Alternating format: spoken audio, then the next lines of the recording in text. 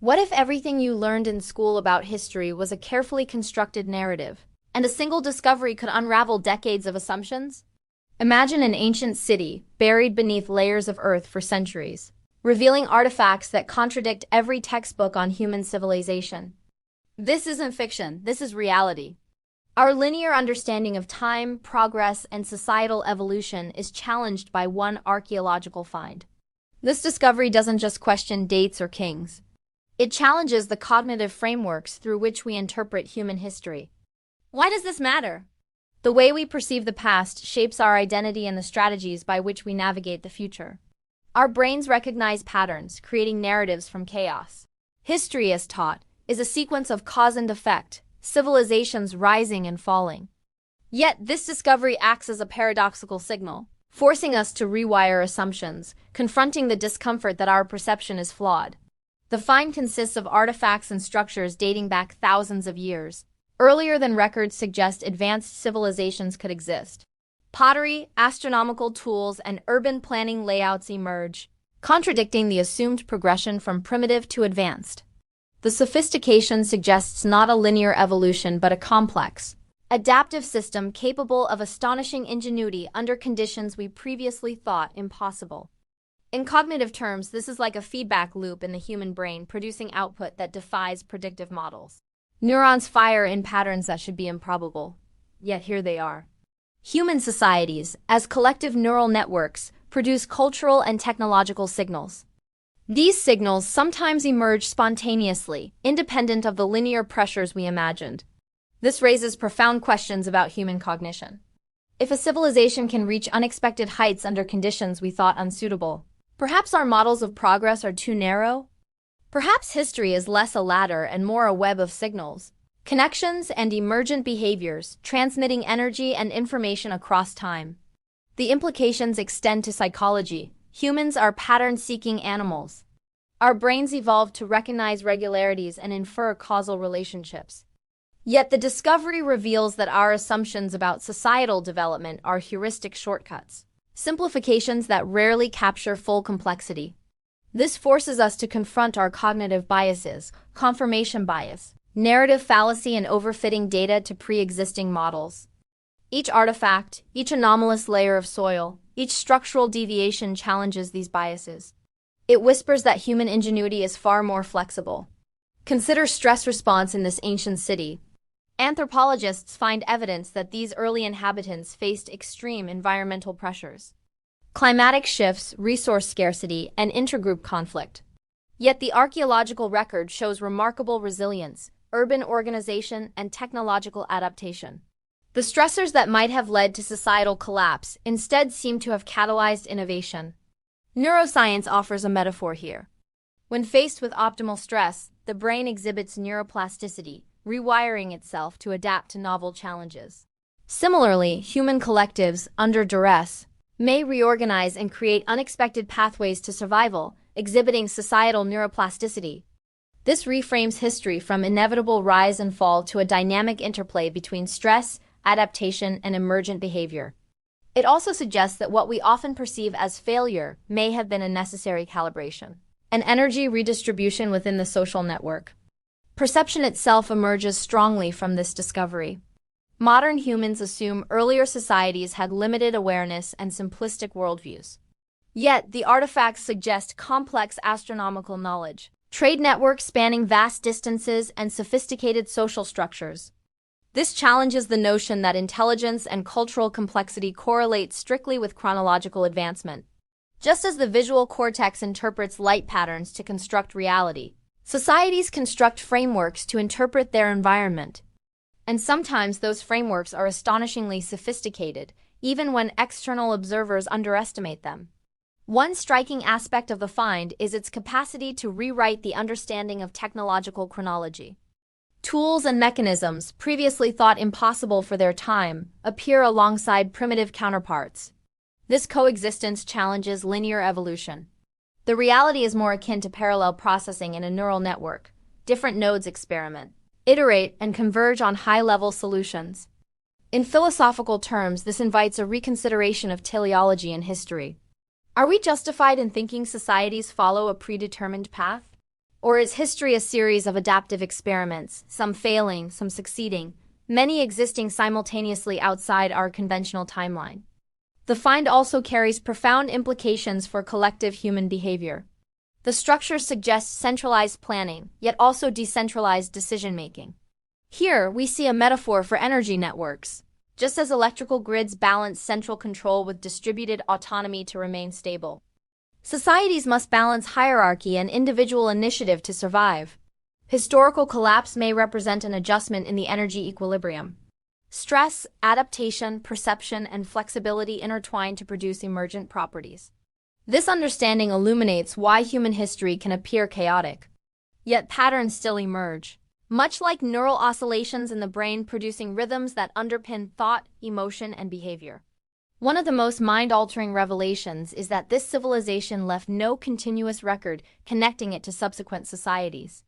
This absence of direct lineage challenges the notion that innovation must propagate linearly to matter.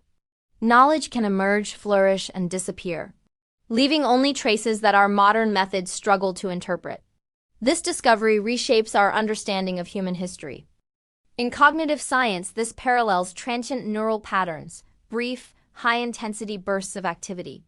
They encode complex information but leave no long-term structural imprint. Societies, like brains, sometimes generate signals that illuminate possibilities without leaving a continuous, traceable chain. This leads to an unexpected philosophical insight. Our ignorance is not merely a deficit. It's a reflection of the natural limits of perception and memory. History is a landscape shaped by the selective survival of signals, filtered through the fragile networks of human cognition, culture, and environment. The twist, however, lies in what this teaches us about vulnerability and resilience. We often assume that deviations from perceived norms represent weakness. Yet, the anomalies of this ancient city, unconventional architecture, non-linear tool development, no direct textual evidence were key. These were precisely what allowed the civilization to endure under extreme stress. Vulnerability in context becomes a mechanism for adaptation, a counterintuitive but scientifically observable principle. Just as neurons prune redundant connections to optimize efficiency and flexibility, societies may sacrifice apparent stability for the capacity to respond to unforeseen challenges.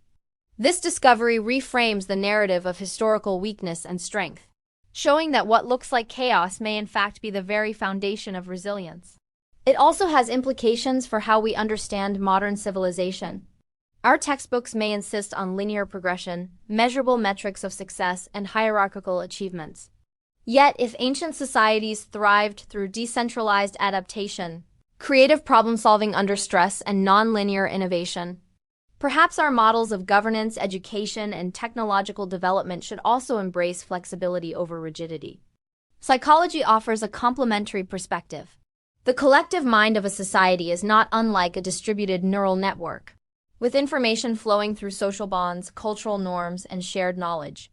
Disruptions, whether through environmental pressures or ideological challenges, can induce stress. But they also stimulate neurocognitive mechanisms for adaptation, learning, and creativity. In the same way, societies confronted with uncertainty may generate bursts of innovation, just as the city revealed in this discovery did millennia ago. The philosophical dimension emerges when we consider temporality and memory. Human consciousness tends to perceive time linearly, creating causal narratives that favor continuity. Yet history, as revealed through this find, behaves more like a network with nodes appearing and disappearing, sometimes leaving gaps that distort linear perception. Our sense of historical inevitability, therefore, is a cognitive artifact, a metaphorical shadow cast by our brain's need for order in a fundamentally complex and adaptive system. The implication is humbling. The past is not a neatly recorded ledger, but a dynamic landscape, constantly interpreted, reconstructed, and reinterpreted by the human mind. Every textbook, every museum display, every curriculum represents only a slice of the full signal, a filtered abstraction of events that were far richer, more chaotic, and more inventive than conventional narratives allow. This realization invites a deep sense of intellectual humility, an acknowledgement that our frameworks, while useful, are provisional. They are tools for understanding, not absolute representations of reality. Moreover, It encouraged curiosity and openness to anomaly, to signals that challenge entrenched assumptions. Every unexpected artifact, every misaligned timeline, and every deviation from predicted patterns becomes not a problem to dismiss, but an opportunity to expand the cognitive and historical map. Returning to the city itself, the details reveal even more subtle complexities. Urban planning shows evidence of long-term environmental foresight, suggesting predictive modeling of river flow, seasonal variations, and resource management. Trade artifacts imply networks extending beyond immediate geographic regions, hinting at a cognitive sophistication in long-distance planning and strategic cooperation. Social structures inferred from burial sites and communal spaces indicate mechanisms for conflict resolution, education, and skill transmission, highlighting the adaptive interplay between individual and collective intelligence. Through the lens of neurobiology, this resembles a multi-layered system where local circuits, individuals, and families interact with global networks, society. To maintain homeostasis, stability, and adaptability, stressors act as modulators, fine-tuning responses, and fostering emergent properties that ensure survival. Philosophically, this challenges anthropocentric assumptions about linear progress and superiority. Human history is not simply a march from primitive to advanced. It is an intricate dance of adaptation, resilience, perception, and cognitive flexibility. The signals left behind are not always sequential, but they are rich with information if we learn to decode them. The broader lesson is profound.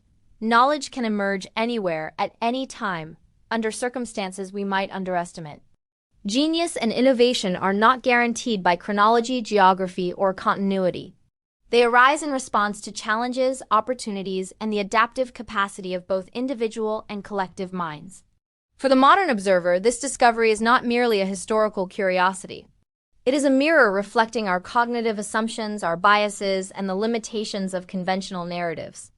It prompts us to ask how many other lost civilizations, signals, or bursts of human ingenuity exist in the archaeological record, waiting to challenge our understanding? What other paradoxes are embedded in our textbooks, unnoticed because they conflict with our expectations? Finally, this discovery is a call to expand the way we think about history, psychology, and philosophy together. It reminds us that linear narratives are comforting but often misleading, that vulnerability can be strength, that anomalies can carry the deepest truths, and that the past is a network of signals as dynamic, adaptive, and unpredictable as the human brain itself. If we can internalize this perspective, we gain not only a more accurate understanding of history, but also a model for thinking about the present and future. Embrace complexity, respect adaptability, and remain curious in the face of apparent chaos. As you reflect on this, consider your own perceptions. What signals in your environment are you dismissing because they defy expectation? How might embracing uncertainty, anomaly, and nonlinearity improve not only your understanding of the world, but also your capacity to navigate it? In this sense, history is not a static record. It is an active teacher, prompting us to question, adapt, and innovate in every aspect of our lives. Every time you confront a fact that seems fixed, ask yourself whether it is truly immutable or merely a reflection of cognitive convenience. In this light, the ancient city, with its artifacts, its complex networks, and its paradoxical signals, becomes more than a historical curiosity. It becomes a metaphor for human potential, a reminder that resilience, ingenuity, and adaptation are not confined to the linear timelines of textbooks, but are emergent properties of complex systems that include us. If this has made you pause, reconsider, and wonder about the depth of history and human capability, I invite you to continue exploring these signals with me. Share your thoughts in the comments, reflect on what assumptions you hold about history and progress, and subscribe to Past Lens to journey deeper into the hidden layers of human civilization, the signals our ancestors left behind, and the extraordinary complexity of society's minds and the interplay between them. History is never fixed. Perception is never complete. And every discovery, like this one, is an invitation to think, adapt, and grow.